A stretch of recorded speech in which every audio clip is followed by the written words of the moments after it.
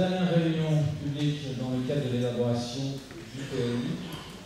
Nous sommes particulièrement ravis d'être arrivés à cette troisième réunion publique parce que le PLU, avant tout, évidemment qu'il faut l'élaborer, mais ce n'est pas l'enjeu d'un outil comme l'est le PLU dans le cadre d'urbanisme.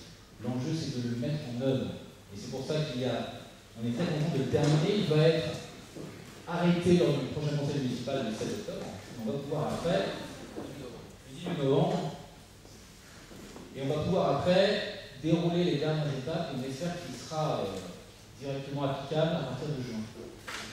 De juin 2011. Donc c'est un formidable outil parce qu'il va permettre aux communes, en particulier à Villepreux, de mettre en œuvre et de répondre à nos grands enjeux.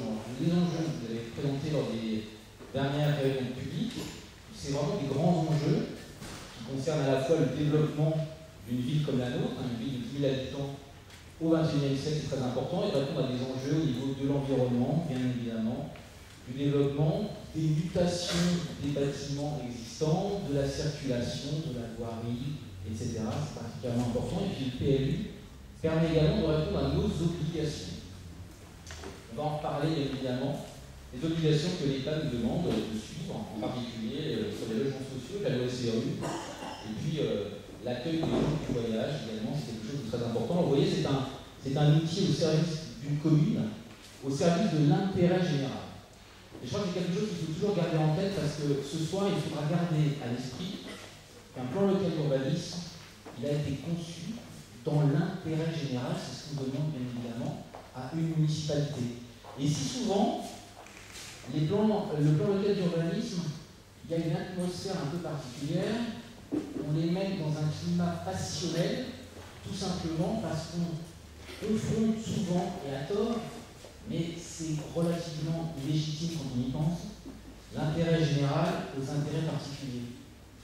Et quand on raisonne sur des grands enjeux, bien évidemment, on ne peut pas, dans le cadre d'un PLU, accumuler et entasser tous les intérêts particuliers de chacun, bien évidemment, pour construire un vrai projet. On doit évidemment les prendre en compte. C'est quelque chose de très important. Quand on va vous présenter des grandes orientations, et des règlements, des orientations et des zonages, évidemment qu'on a pris en compte l'aspect du particulier, mais ce qu'on attend d'un outil qui répond à l'ensemble des communes, c'est prendre en compte l'intérêt général. Alors pourquoi ? Je voudrais juste donner un exemple qu'on avait déjà cité il y a quelques années. Villepreux, la population a changé de 30% en 5 ans. Alors Villepreux existe depuis combien d'années ? Donc si on commence à vouloir suivre les intérêts particuliers de chacun, on va pouvoir y répondre peut-être à un instant T, mais la personne peut-être qu'un an après ne sera plus là. Et qu'est-ce qu'on fait alors ? Donc c'est pour cela qu'il faut prendre en compte, il faut garder en tête, il ne faut pas confronter toujours particulier et intérêt général, il faut se focaliser essentiellement sur l'intérêt général. Et les confronter, ça arrive à quoi ? Eh bien, à recevoir des fois dans nos discussions des demandes qui sont un peu ambivalentes. C'est nous demander à un instant tout et son contraire. Alors évidemment, quand on vient nous voir et quand on discute, même dans les réunions publiques, on va parler de l'intérêt général. On est tout d'accord là-dessus. L'intérêt général, c'est de venir nous voir et de dire, mais monsieur le maire, qu'est-ce que vous faites contre la fermeture des classes ? On a cette année une classe qui a fermé et on sent bien qu'il y a aujourd'hui un léger vieillissement de la population et il n'y a pas le renouvellement nécessaire pour que les classes puissent toujours exister. Et c'est vrai que c'est quelque chose qui nous prend au trip, on le sait très bien, on n'aime pas de voir les classes fermées. L'intérêt général, c'est aussi de venir me voir et dire, mais monsieur le maire, qu'est-ce qu'on peut faire aujourd'hui pour que nos jeunes puissent habiter sur Villepreux et que nos anciens puissent trouver en fait une habitation adaptée au changement de leur vie. Et ça, on peut l'entendre. Et puis, très rapidement, on nous dit l'autre côté, c'est l'intérêt particulier qui revient. Et on nous dit, pour faire tout ça, on ne veut surtout pas, monsieur le maire, que Villepreux bouge. Il faut que rien ne change, et surtout pas une construction. Et on se rend compte que ce n'est pas possible. Ça, c'est sur les grands enjeux. Il y a exactement la même chose sur la nécessité de respecter les engagements vis-à-vis de l'État et la loi. La loi nous dit Monsieur le maire, vous devez faire une aire d'accueil des gens du voyage. Et on est tous conscients que nous, ce qu'on a à faire, c'est la loi.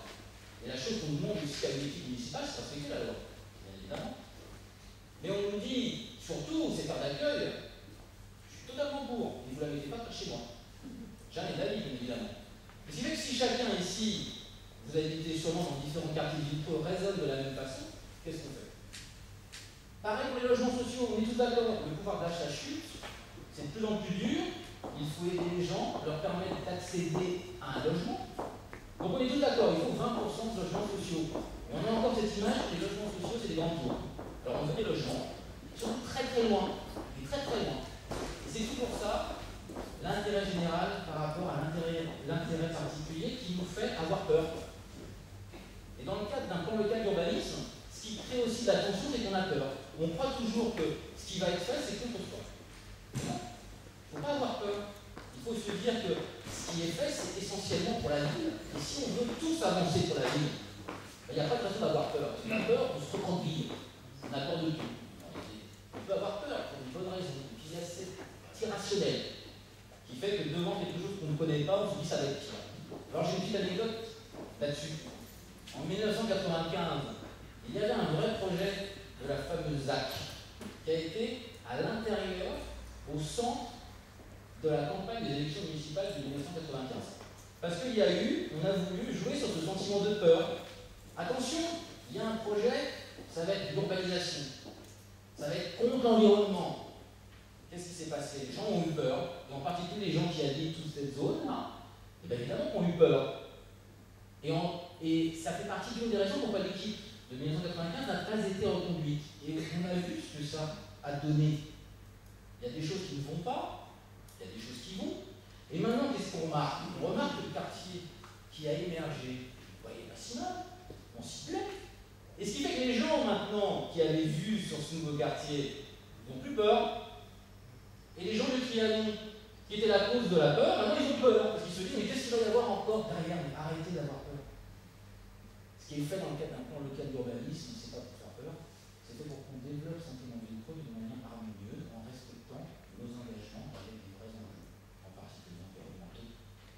C'est ce que je voulais vous dire ce soir, et je terminerai avant de présenter les gens qui vont avoir la grande chance de vous présenter ces dernières réunions publiques. Je le fais assez rarement. Je voulais citer Oscar Wilde.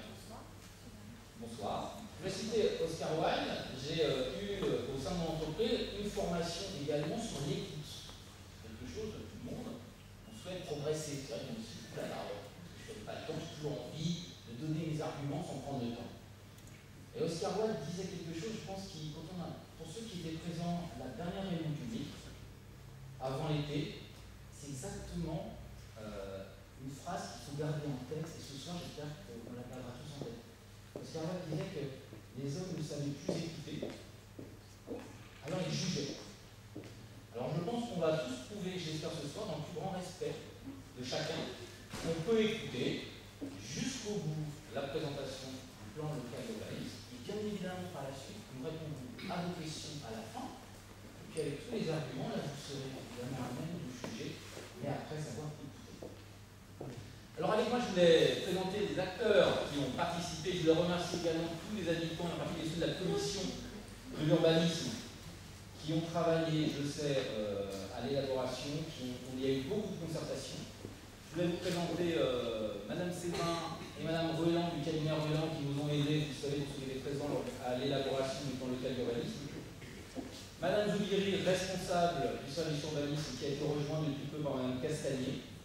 Et puis Monsieur Essling, adjoint à l'urbanisme, à l'environnement et au transport. Et j'en profitais ce soir, c'est assez rare que je le fasse, pour le remercier sincèrement pour son implication. Il a vraiment pris le dossier d'une manière très forte. Et je suis très heureux de l'avoir avec moi ce soir. Et maintenant, je vais laisser la parole à Madame Roland et Monsieur Essling qui vont vous présenter cette dernière étape du plan local d'urbanisme. Je vous remercie.